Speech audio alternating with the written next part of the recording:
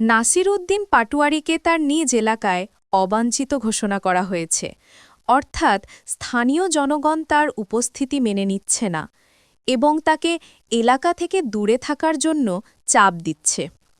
BMP বিরোধী বক্তব্যকে কেন্দ্র করে একটি জনসমাবেশের মাধ্যমে তার ছবি দাহ করা হয়েছে, যা একটি স্পষ্ট রাজনৈতিক প্রতিবাদ এবং প্রতীকী অবজ্ঞার প্রকাশ।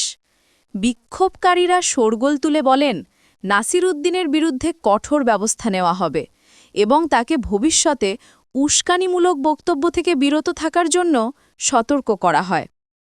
জাতীয় নাগরিক পার্টি এনসিপি এর মুখ্য সমন্বয়ক নাসির উদ্দিন পাটোয়ারিকে তার নিজ এলাকায় অবাঞ্ছিত ঘোষণা করা হয়েছে।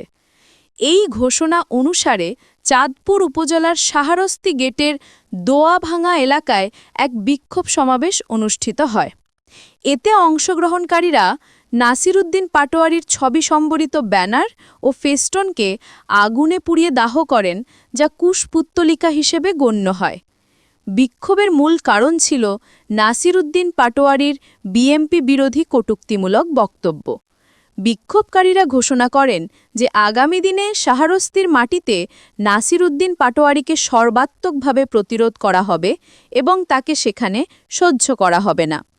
তারা নাসির উদ্দিনকে ভবিষ্যতে উস্কানিমূলক বক্তব্য থেকে বিরত থাকার জন্য সতর্কও করেন।